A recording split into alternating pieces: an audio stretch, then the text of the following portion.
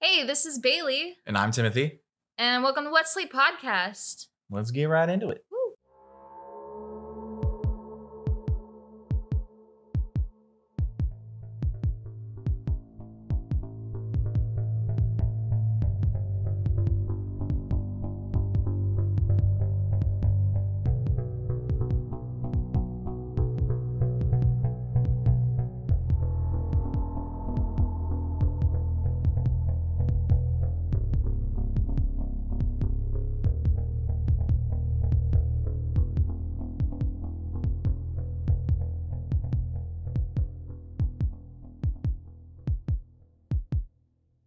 This one is about JonBenet Patricia Ramsey. She was an American child beauty queen who was killed at the age of 6 in her family's home in Boulder, Colorado. Lord.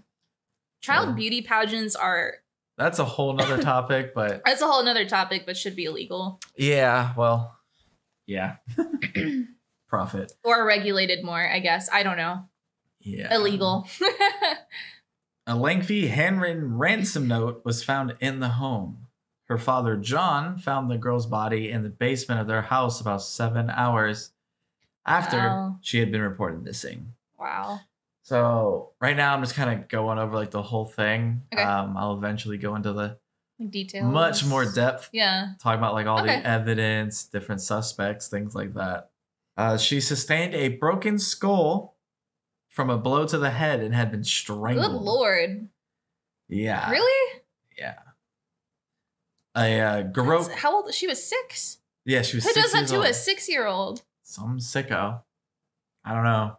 Good Lord. We'll see if we can figure out who might have done it. Because this is an unsolved case, by the way. Of course it is. I like those unsolved cases. I know you do. They're super interesting to me. I know you do. But I do find this case very, very interesting. It's very sad, and yeah. Anyway. A garrote was found tied around her neck. So she got bashed in the head with a hammer. Yeah. You said tied up too? What was it? She was found with a skull injury. And she had like a broken skull, and there was evidence that she had been strangled. That too. Okay, so a garrote was found tied around her neck. The autopsy report stated that the official cause of death was, quote, asphyxia by strangulation associated with craniocerebral trauma. Very horrifying to a 6-year-old. It's such an angry crime. Yeah, like this is not, you know. It's not, hey, I killed a kid, and she was found in the basement too. Yeah. All right.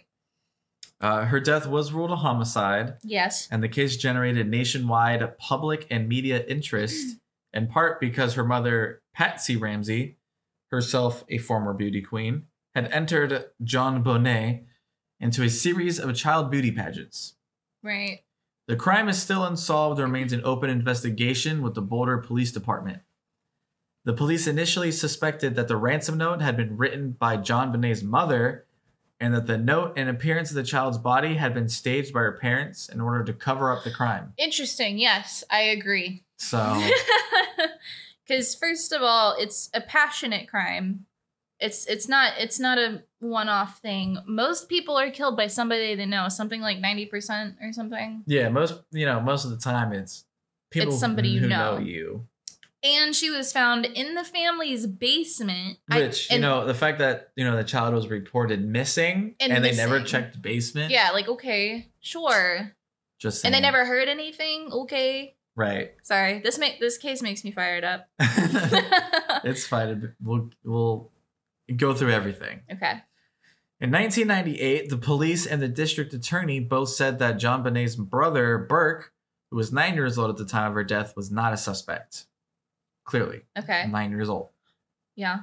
John and Patsy Ramsey gave several televised interviews, but resisted police questioning, except on their own terms. Okay. But why? Because they did it.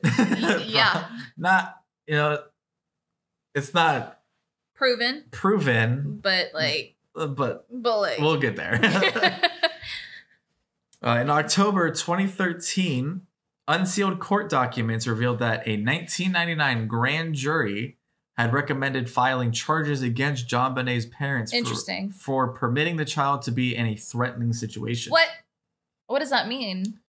So essentially they allowed the child to kind of be in a threatening situation. In a dangerous situation, which we'll get into. Right. That. Okay. I didn't know if there was a story behind that. Oh yeah. John and Patsy were also accused of hindering the prosecution of an unidentified person who had, quote, committed the crime of murder in the first degree and child abuse resulting in death. The parents say that one more time. The parents allowed it to happen? John and Patsy were also accused of hindering the prosecution of an unidentified person who had committed the crime of murder in the first degree and child abuse resulting in death. All right. So they were trying to, I guess, delay / stop a trial of a separate person who murdered another child. Oh, okay. Okay. Yeah. I thought this was for JonBenet. I was like, but. Like separate trial. Yeah. Okay. I gotcha. I was confused. Yeah. However, the DA determined that there was insufficient evidence to pursue a successful indictment. Right. So, unfortunately, they were never tried with that. Yeah.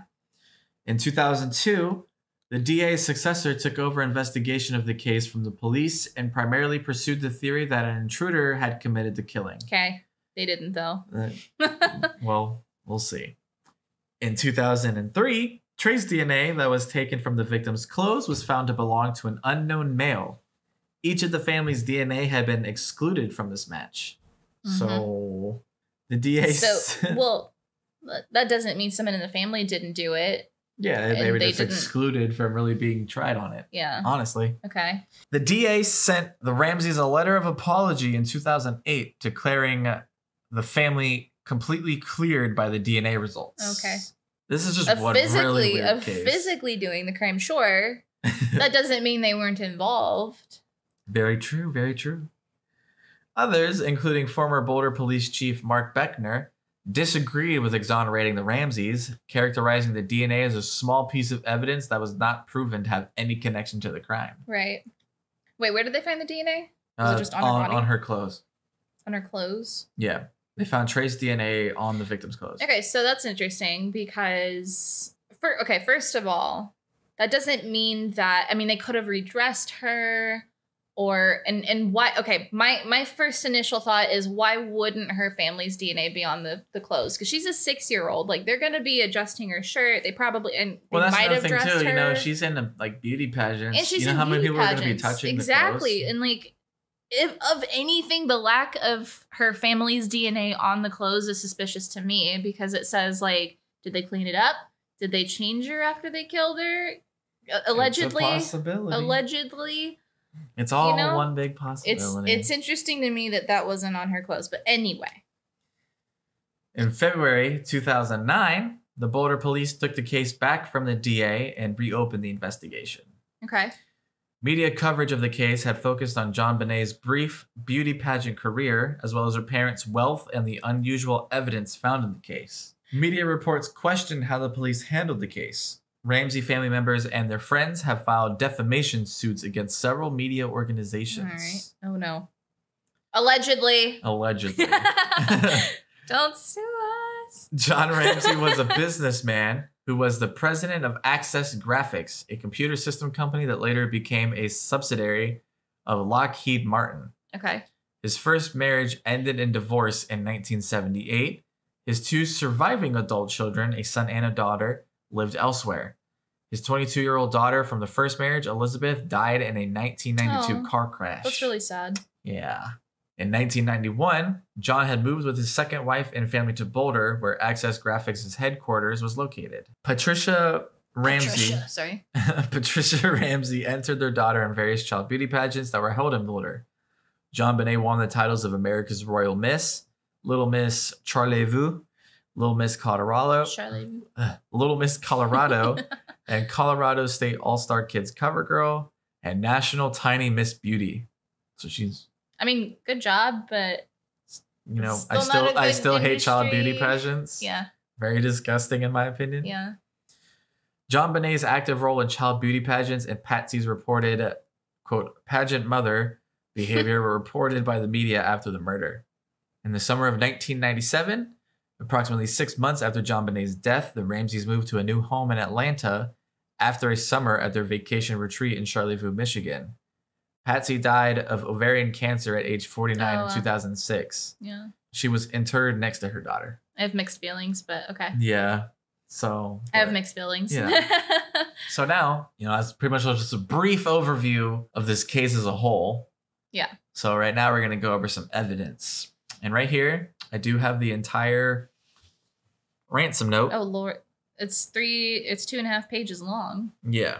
So wow. Very, very big. According to statements that Patsy gave to authorities on December 26, 1996, she realized that her daughter was missing after she found a 2.5-page handwritten ransom note on the kitchen staircase. How long did that take her to find? Apparently a while. The note demanded $118,000 US, equivalent to $192,000 in 2019. John pointed out to police first on the scene that the amount was nearly identical to his Christmas bonus of the prior year. Setting up a frame job. Sorry. Just saying. Allegedly. Which suggested that someone who would have access to that information would be involved in the crime. Yep. Okay. Investigators looked at several theories behind the dollar amount demanded. Well, I mean, how many people have access to his exact amount of a bonus? You know what I mean? His wife, him, his employer. Well, considering it's his company. Oh, did he give himself the bonus? Possibly. It was his company, right? Yeah, access. He was the president of it. Yeah, so that's like pretty much his company. I don't know if it was. I mean, he's probably still got. The thing. Yeah, I guess. Must be nice. How much was the bonus? It was $180,000. $118,000, which is equivalent to $192,000. And they considered employees that accessed graphics who may have known of the amount of John's prior bonus. They also considered the possibility that the ransom demanded was a reference to Psalm 118. Oh, okay. And spoke to religious sources to determine possible relevance. I think it's more relevant to his bonus. Yeah, 100%. The ransom note was also unusually long. The FBI told the police that it was very unusual for such a note to be written at the crime scene. The police believed that the note was staged because it did not have any fingerprints except for Patsy's and authorities who had handled it. Interesting. And because it included an unusual use of exclamation marks and initialisms. The note and a practice draft were written with a pen and pad of paper from the Ramsey home. According to a Colorado Bureau of Investigation report, quote, there are indications that the author of the ransom note is Patricia Ramsey. Yeah. I mean, I believe it that she allegedly wrote the note. Clearly the person who did it was not in a worry. They knew where they kept paper. Exactly. Had time to write a practice note or two. Yep. Did they find any discarded pages? Of course they didn't. Nope. It was just, the main note and then practice. Yeah. However, the evidence fell short of a definitive conclusion. Michael Baden, a board-certified forensic pathologist who had consulted with both sides of the case, said he had never seen a note like it in his 60-year experience, and that he did not think it was written by an outside stranger. Yeah. A federal court ruled it highly unlikely that Patsy wrote the note, citing 6 certified handwriting experts. What? The court bemoaned the existence of self-proclaimed experts without credentials, trying to wrangle their way into the case by accusing Patsy without scientific basis. But see, here's the thing. Going back on, the whole Zodiac case that I did. Yeah. Handwriting experts don't mean nothing. I mean, they can, but it's still. I mean, they can, but there's so many. It's like a polygraph test almost. It's a little more. I would say a little bit more evident. reliable. Yeah, that's the word. It's a little bit more reliable than a polygraph test is not reliable, and it should be. But anyone can just straight up change the way they write. Yeah, exactly. They can change the way that they write. There's still going to be some mannerisms, but if you're paying attention to what you're doing, you can absolutely change your handwriting. Oh yeah, 100%. You can try to write with your left hand, or just not write your usual way. Just write in all capital letters or whatever. I don't know. Because me personally, my capital T's, I always do the top slash at an angle. Yeah, I do the same. Yeah, I don't know. There's specific things that. Yeah, so if I were to do something like this, I would just 90-degree it. Yeah. Oh, look, it's not my handwriting. Or put a little curve or something on it. It's not hard. It's not a reliable thing, but yeah. So now we'll get on to the 911 call and initial search for the child. Okay. The only people known to be in the house on the night of JonBenet's death was her immediate family, Patsy and John Ramsey, and their son Burke. Okay. The ransom note contains specific instructions against contacting police and friends, but Patsy telephoned the police at 5:52 a.m. She also called family and friends. Right. 2 police officers responded to the 911 call and arrived at the Ramsey home within 3 minutes. They conducted a cursory search of the house. Yeah, that was really fast, honestly. They conducted a cursory search of the house, but did not find any sign of forced entry. Officer Rick French went to the basement and came to a door that was secured by a wooden latch. He paused for a moment in front of the door, but walked away without opening it. Oh. French later explained that he was looking for an exit route used by the kidnapper, which the closed inside peg ruled out. JonBenet's body was later found behind that door. With JonBenet still missing, John had arrangements to pay the ransom. A forensic team was dispatched to the house, and the team initially believed that the child had been kidnapped, and JonBenet's bedroom was the only room in the house that was cordoned off to prevent contamination of evidence. Yeah. So, again, going over these cases just makes me realize how dumb a lot of cops are. Like, I mean, not to talk smack about police. I see his thought process. Like, he was just kind of looking for... And I mean, you don't want to touch stuff unless you're like trying to gather evidence while you're doing it. So like the exit door. There's a missing child. Yeah. And you look everywhere in the house but one door. Right. I guess. Like, yeah. I see his. I see his logic, but also you should check everywhere. Exactly. No precautions were taken to prevent contamination of evidence in the rest of the house. Okay. Meanwhile, friends and the family's minister arrived at the home to support the Ramseys. Victim advocates also arrived at the scene. Visitors picked up and cleaned surfaces in the kitchen, possibly destroying evidence. Wait, who did that? The family? Visitors. You know, like friends and family came and of course. They just started cleaning the house for whatever reason. Yep. Boulder detective Linda Arndt arrived at about 8 a.m. with the goal of awaiting the kidnapper's instructions, but there was never an attempt by anyone to claim the money. Of course there wasn't, because there was no one allegedly to claim the money. So I'm not surprised. So now we'll go ahead and get on to the discovery of the body. All right. This makes me the most angry, but let's go. Yeah. I hate this case. It's infuriating. Oh, it really is, though. At 1 p.m., Detective Arndt asked John Ramsey and Fleet White, a family friend, to search the house to see if, quote, anything seemed amiss. Mm-hmm. They started their search in the basement. Of course they did. Of course. John opened the latch door, which Officer French had overlooked, and found his daughter's body in one of the rooms. JonBenet's mouth was covered with duct tape. A nylon cord was found around her wrist and neck, and her torso was covered by a white blanket. Yeah. Interesting how you went right there immediately. Well, yeah. That's because he allegedly knew. Yeah. John Ramsey picked up the child's body and took it upstairs. When JonBenet was moved, the crime scene was further contaminated, and critical forensic evidence was disturbed for the returning forensics team. Yep. Oh, I hate this case. Yeah, so... There's so much mishandling, and they just let it go.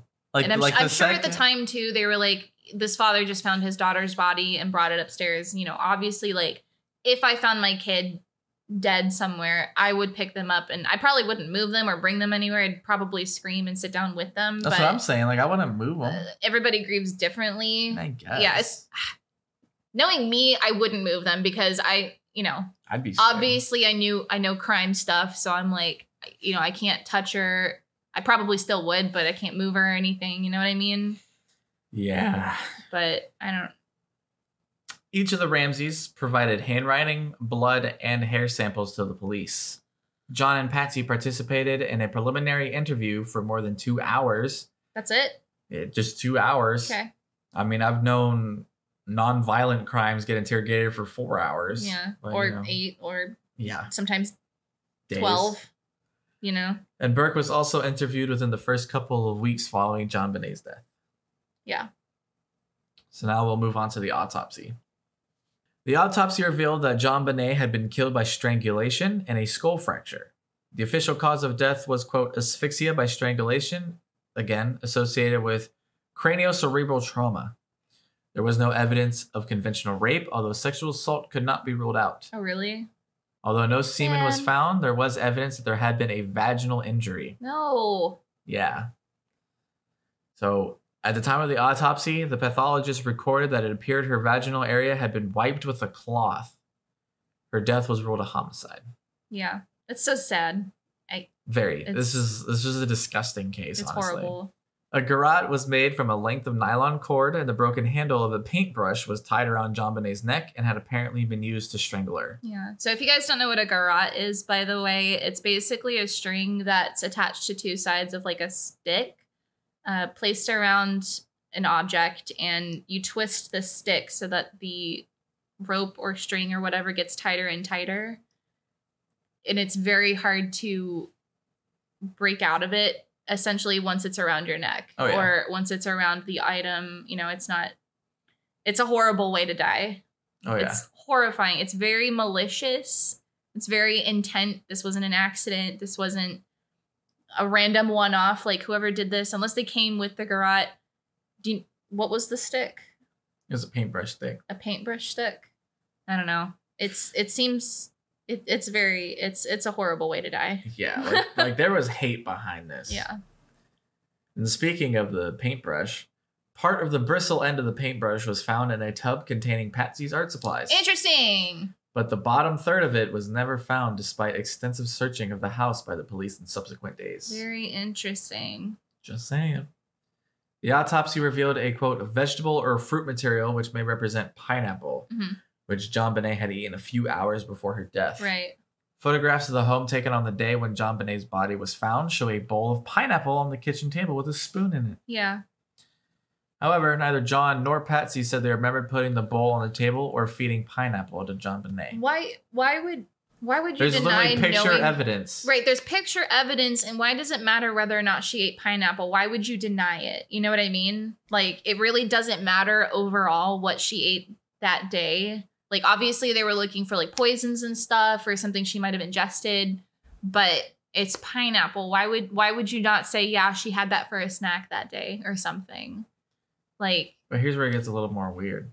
Police reported that they found JonBenet's 9-year-old brother, Burke Ramsey's fingerprints on the bowl. The Ramseys have always said that Burke slept through the entire night until he was awakened several hours after the police arrived. Yeah. So who was he eating out of it? What do you mean? If the brother was asleep the whole time, there's no way he could have touched the bowl. Well, I mean, unless they ate it like very early in the day or something. But they said they never fed him. Or they had no recollection of any pineapple. See, okay, I'm gonna tell you what I think happened after all this. Okay, gotcha. It's fine. This involves the bowl of pineapple and the non-forced entry, the everything. Just everything about this case. Everything. So now we'll go ahead and get into the blood samples they took. Okay. We're going in depth. Let's do it. In December 2003, forensic investigators extracted enough material from a mixed blood sample found on JonBenet's underwear to establish a DNA profile. That DNA belonged to an unknown male and excluded the DNA of each of the Ramseys. Okay. The DNA was submitted to the FBI's Combined DNA Index System, or CODIS, a database containing more than 1.6 million DNA profiles. Right. But the sample did not match any profile in the database. Well, I mean, at the time, how many profiles were in there? It was probably just like serious offenders. So yeah, it's probably just like serious offenders. Yeah. So in October 2016, a report said that new forensic analysis with more sensitive techniques revealed that the original DNA contained genetic markers from 2 individuals other than JonBenet. 2 individuals. 2 individuals. Almost like a mother and a father. Allegedly. Allegedly. Sorry. Don't sue us. All right. James Kohler, who was a lead investigator for the DA's office, said that there were additional traces of male DNA found on the cord and paintbrush that Boulder District Attorney Mary Lacey did not mention, and that there were 6 separate DNA samples belonging to unknown individuals that were found by the test. Former FBI profiler Candace DeLong believes that the DNA, having shown up identically in several different places on multiple surfaces, belongs to the killer. Former Adams County, Colorado District Attorney Bob Grant. So there's a lot of names and titles. Oh, no, it's not as bad as my episode coming up. Not as bad. No. Who has assisted the Boulder DA's office on the case for many years, also believes that the DNA evidence is significant, saying that any resolution of the case would have to explain how the DNA showed up on several pieces of JonBenet's clothing. Forensic pathologist Michael Baden said, quote, trace amounts of DNA can get on places and clothing from all different non-suspicious means. Yeah. There is no forensic evidence to show that this is a stranger murder, end quote. Yeah, because there isn't. Yeah. Hate this case. Oh, yeah. Experts, media commentators, and the Ramseys have identified potential suspects in the case. Boulder police initially focused almost exclusively upon John and Patsy, but by October 1997 had over 1,600 people in their index of persons of interest for the case. Oh, okay. That's a lot. It is a lot. Errors that were made in the initial investigation complicated the resolution of the investigation and applicable theory. Those errors included loss and contamination of evidence, lack of experienced and technical staff on the investigation, evidence shared with the Ramseys, and delayed informal interviews with the parents. So I don't know who was sharing evidence with them. Right.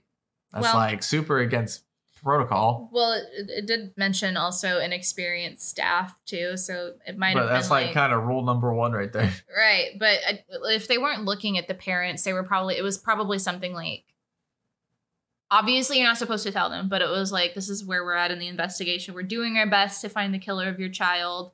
You know, this is what we've got, blah, blah, blah. But obviously you've hurt the case a little bit because now they know what you're on. Allegations.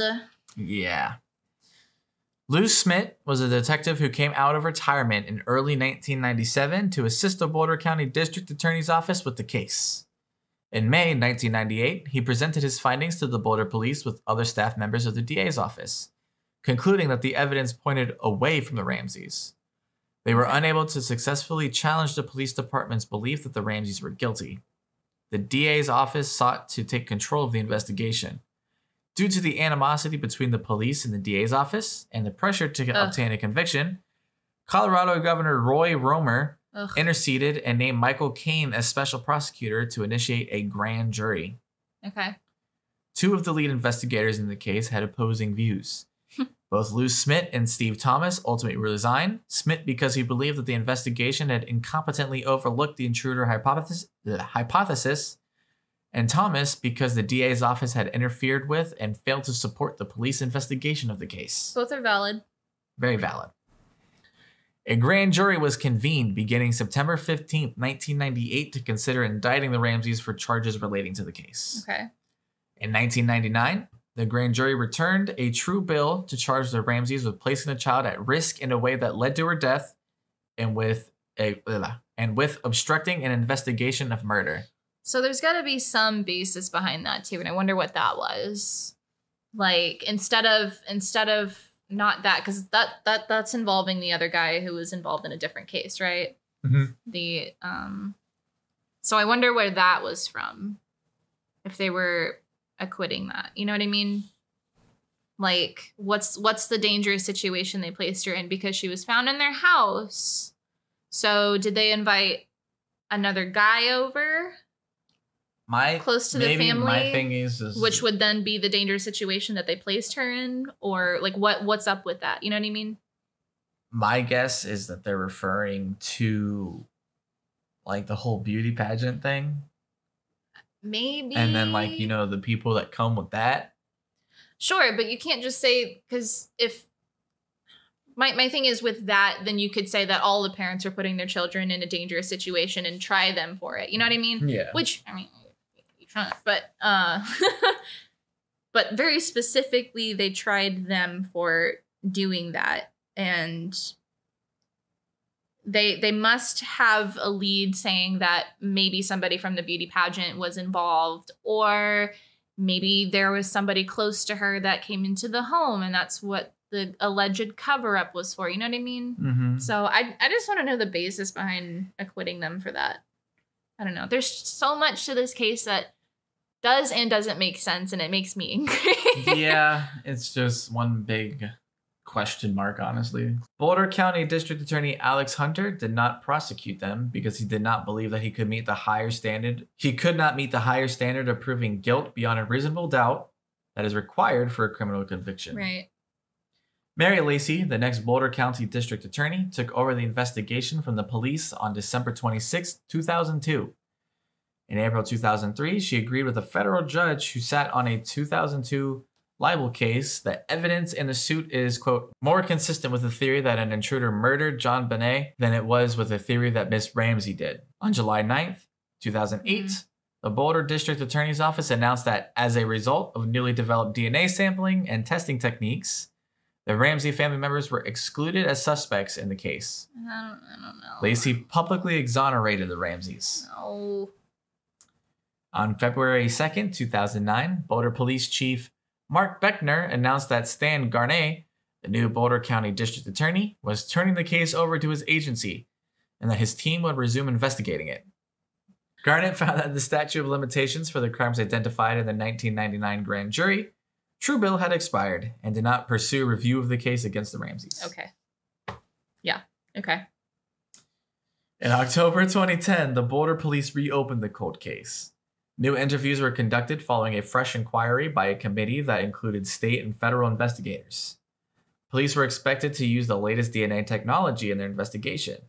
There was no new information from those interviews.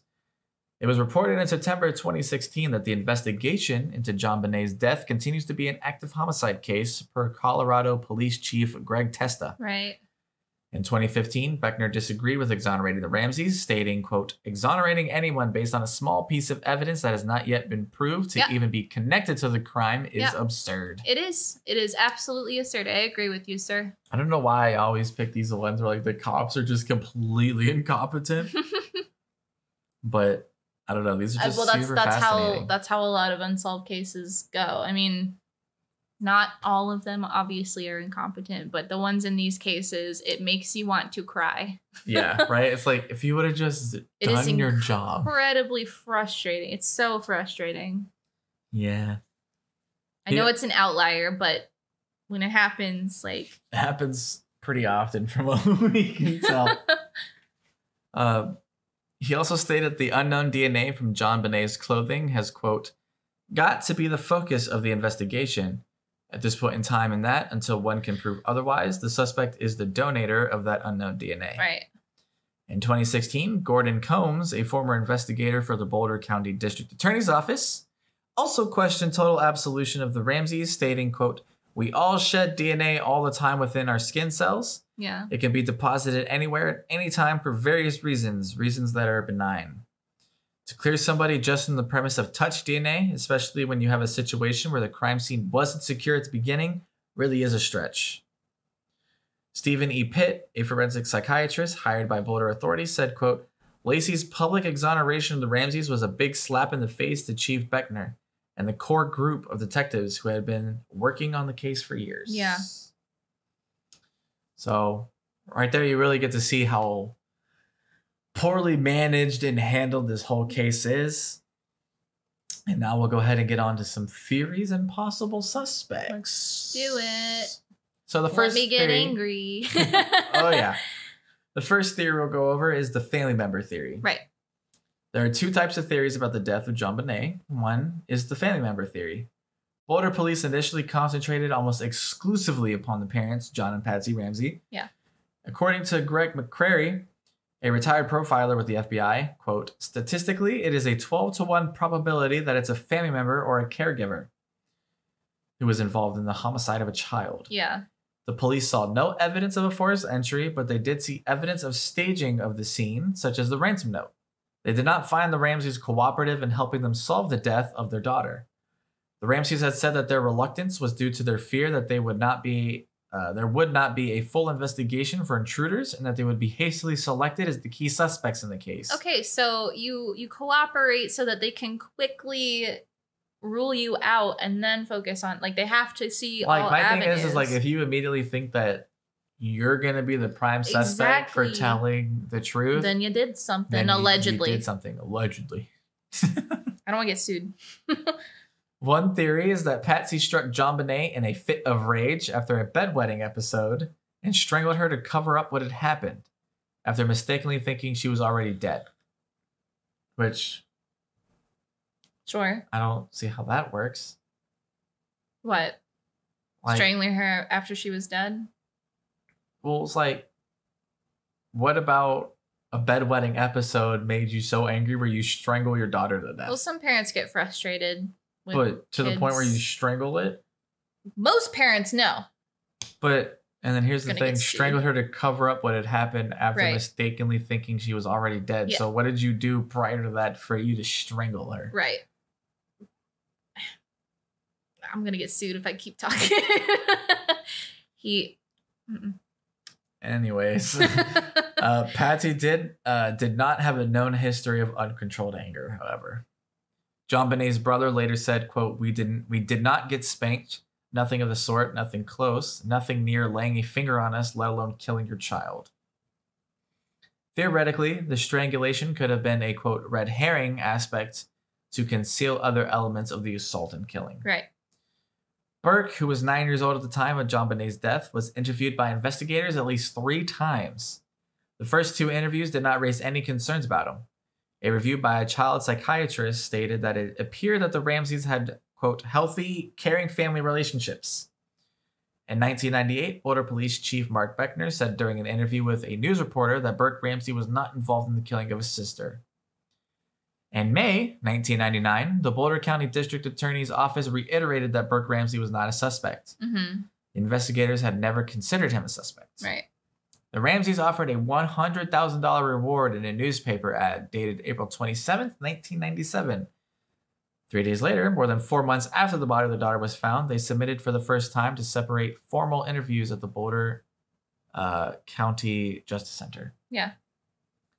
In 1999, Colorado Governor Bill Owens spoke out, telling the Ramsey couple to, quote, quit hiding behind their attorneys, quit hiding behind their PR firm. Oh, really? You told them that? Yep, that's a quote. Okay. So I like him. Yeah. Straightforward to the point. Stop hiding behind your lawyers and PR people. Which you shouldn't need if you're innocent. Right. Allegedly. A Colorado grand jury voted in 1999 to indict the parents. The indictment cited, quote, 2 counts each of child abuse and said the parents, quote, did unlawfully, knowingly, recklessly, and feloniously permit a child to be unreasonably placed in a situation that posed a threat of injury to the child's life or health, which resulted in the death of JonBenet Ramsey, a child under the age of 16. Yeah. Among the experts who testified in the case were DNA specialist Barry Scheck and forensic expert Dr. Henry Lee.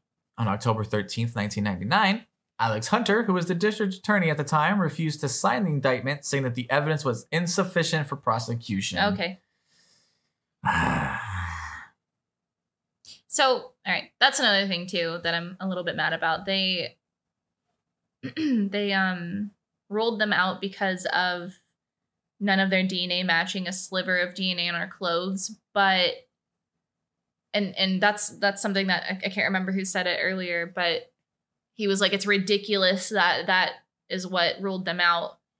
My other thing is that why didn't it rule them back in this quote unquote small sliver of evidence that there's a ransom note written in the home, plenty of time to write it multiple times? Why didn't that bring them back in? You know what I mean? I don't know. Like I said, this whole case was Fired just up. super mishandled Fired up. from like every angle. The public thought that the grand jury investigation had been inconclusive. In 2002, the statute of limitations on the grand jury's charges expired. The grand jury's vote to indict was not revealed publicly until October 25th, 2013. Oh, wow. When previously sealed court documents were released. Yeah. The case of JonBenet Ramsey, a show broadcast on CBS on September 18th and 19, 2016, said that they used a group of experts to evaluate the evidence. The group theorized that Burke hit his sister in the head with a heavy object, possibly a flashlight, after she stole a piece of pineapple from his bowl, Right. perhaps not intending to kill her.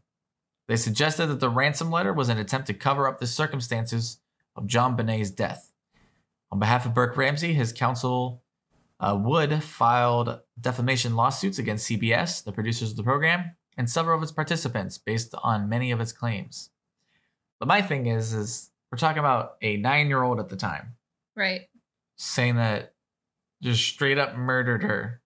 Well, so I think where they were coming from with that episode was he's a 9-year-old kid, you know, starting to get like emotion, you know what I mean? Like emotions, like, you know how kids are, like, this is mine, you can't have it, I'm not going to share with you. You know what I mean? Yeah. So his fingerprints were the only ones found on the bowl of pineapple. So if she had reached in to grab a slice of pineapple and he got mad, like, this is my pineapple, and hit her on the head with something. But the thing that doesn't make sense with that, though, is when they found evidence that, you know, one, she was vaginally, like, you know, right. penetrated, and like clearly, like, it was wiped. Right. Both. Okay. So kind of getting into my theory. So on the perspective that her brother did it, I don't believe he did it. Like, don't get me wrong, I don't believe he did it, but it's possible that could have happened. She was found to have died of strangulation or asphyxiation. So like they probably thought she was dead and then tried to stage it to protect her brother.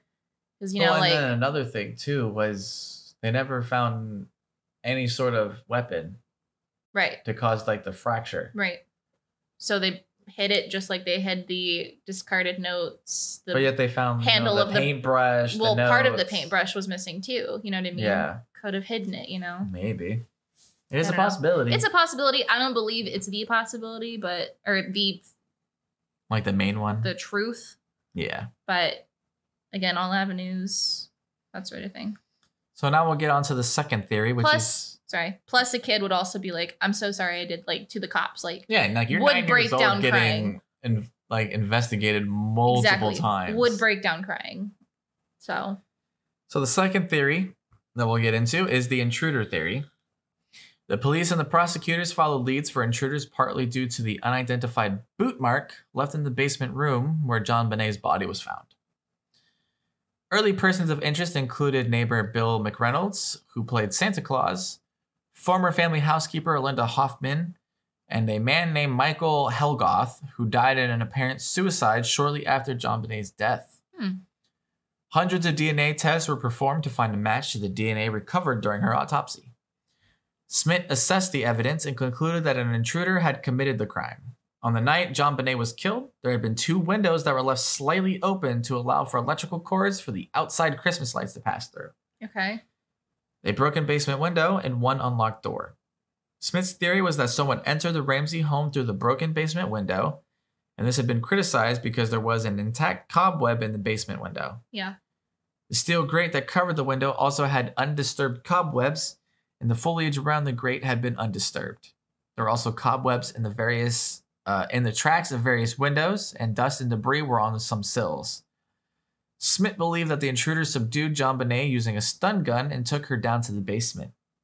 JonBenet was killed and a ransom note was left. Smith's theory was supported by former FBI agent John E. Douglas, who had been hired by the Ramsey family. Of course. Believing that the Ramseys were innocent, Smith resigned from the investigation on September 20th, 1998. He didn't stay to prove it? No. He just believed it, and he was like, all right, I'm out. All right. 5 days after the grand jury was convened against the Ramseys, he left. Yeah. So, yeah. While no longer an official investigator on the case, Smith continued to work on it until his death in 2018. Steven Singular, author of the book Presumed Guilty, an investigation into the JonBenet Ramsey case, the media, and the culture of pornography, 2016. Okay. Refers to consultations with cybercrime specialists who believe that JonBenet, due to her beauty pageant experience, could have attracted the attention of child pornographers and pedophiles. Mm-hmm. Which is what I feel like all child beauty pageants do. Yeah. Trafficking is a huge problem. Oh, and yeah. I don't understand why. And the fact that we allow this type of stuff. It's so encouraging to pedophiles, you know? Yeah. It was determined that there had been more than 100 burglaries in the Ramseys neighborhood in the months before JonBenet's murder. There were 38 registered sex offenders living within a 2-mile radius of the Ramseys' home. Yeah.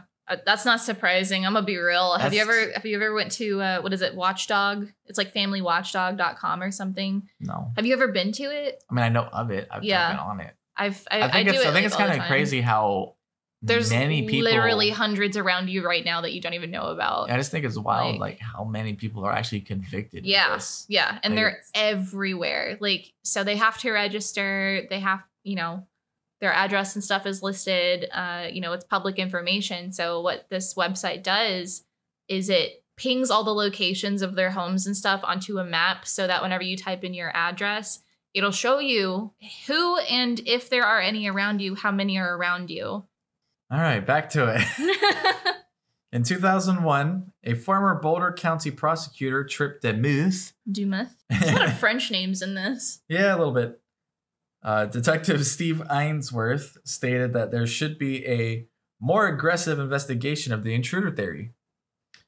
One of the individuals whom Smith identified as a suspect was Gary Howard Olivia, who was arrested for, quote, 2 counts of attempted sexual exploitation of a child and 1 count of sexual exploitation of a child. Charges in 2016, according to Boulder's Daily Camera. Olivia, a registered sex offender, was publicly identified as a suspect in an October 2002 episode of 48 Hours Investigates. Okay. But it's pretty bad if you end up on that show. Yeah.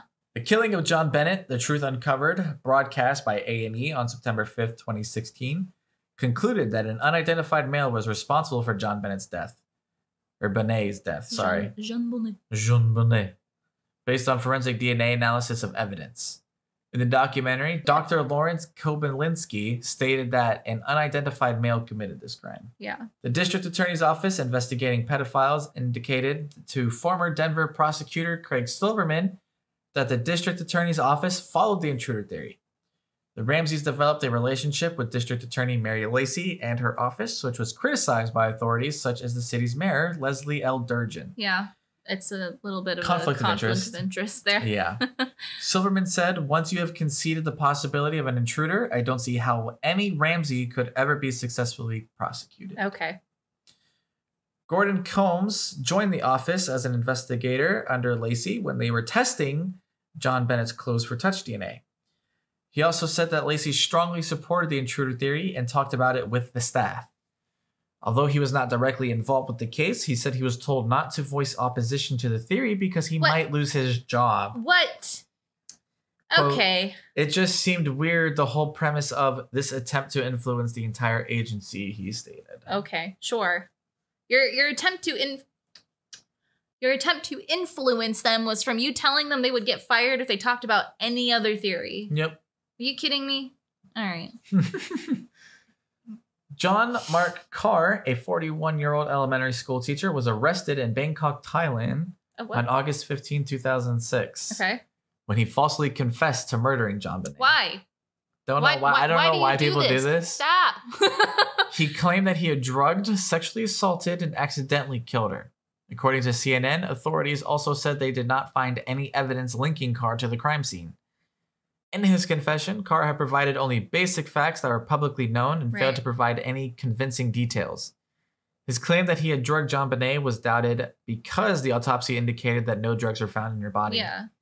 DNA samples that were taken from Carr did not match DNA found on JonBenet's body. Yeah. Stop. So I don't know why people falsely confess to things.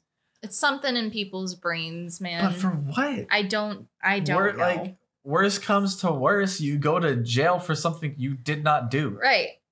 Why is that any... Okay. I don't We'll never know. Yeah.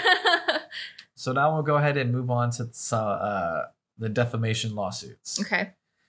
Lynn Wood, the Ramsey's family attorney, filed defamation lawsuits against several people and companies that reported on the case starting in 1999. This whole episode is alleged, by the way. Sure. They sued Star Magazine and its parent company, American Media Incorporated, on their son's behalf in 1999. Defamation suits have been filed by the Ramseys and their friends against several unnamed media outlets.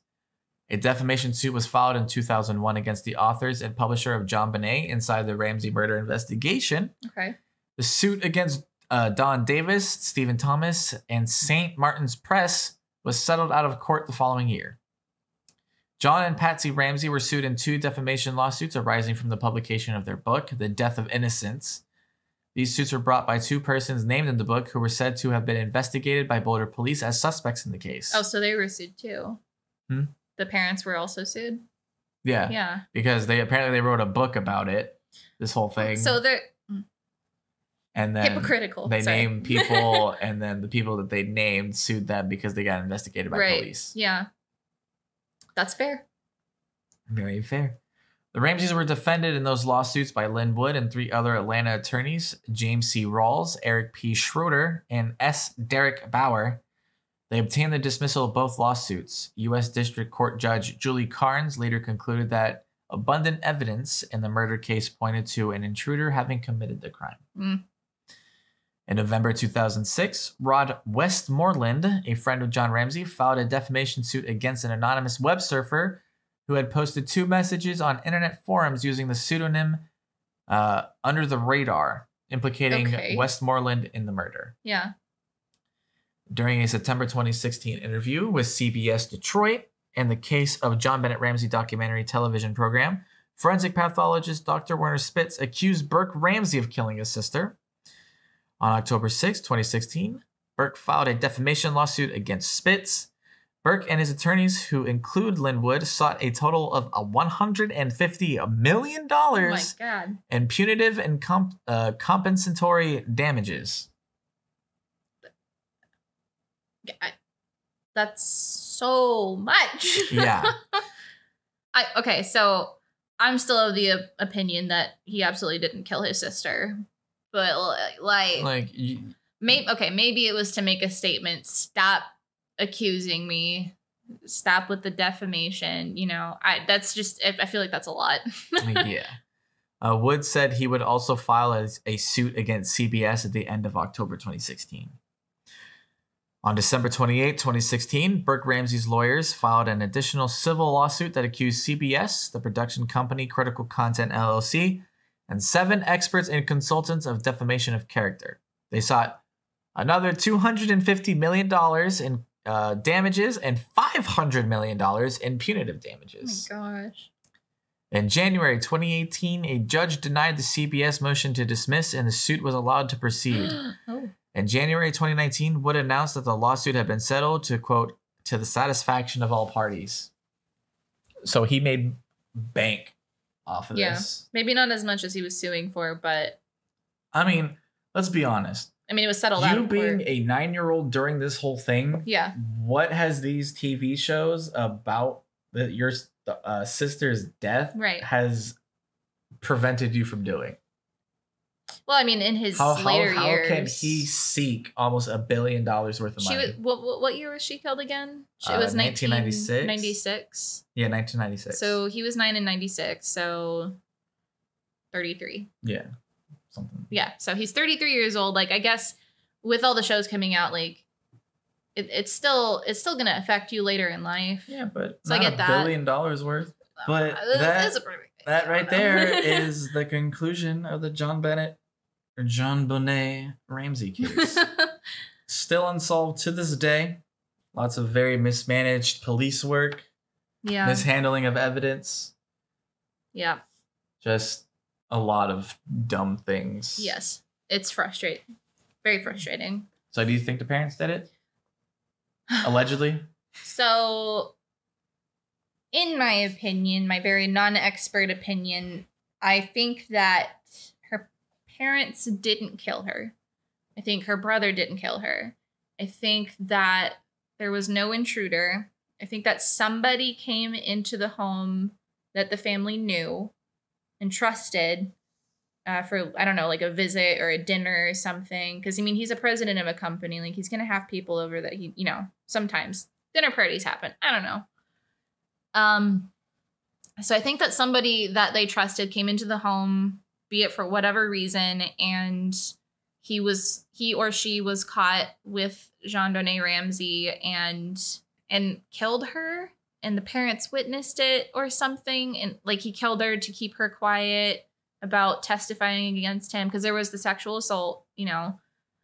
So he ended up killing her, and the family protected whoever this person was because, again, I think it was another family member, maybe like an uncle to JonBenet, or an aunt or a grandmother or just like a very close family friend or something. And instead of me personally pinning the crime on him, I think they covered it up.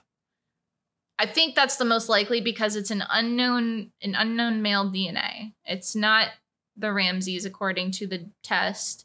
So it's got to be somebody that they didn't test, because I don't know if they tested the family or any close friends like that. Well, I would imagine that they did. The Ramsey's DNA was excluded. Yeah, the family, but they didn't test. I don't know if they tested other family members or other like really close friends. So, and it's not like your DNA is in the database unless you commit like a big crime back in the day. Yeah.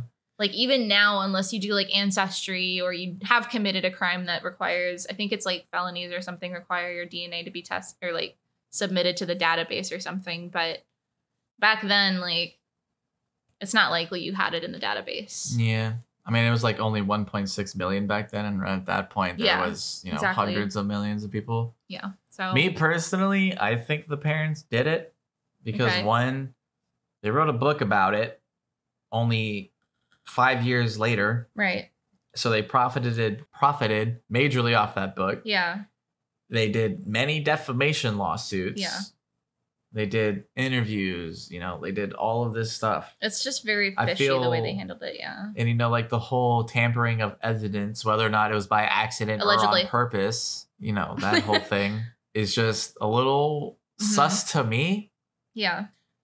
That's why I'm saying I think they covered up for somebody they knew. And it even could have been like a beauty pad. Okay, so another angle at my theory is what if it was like a major beauty pageant?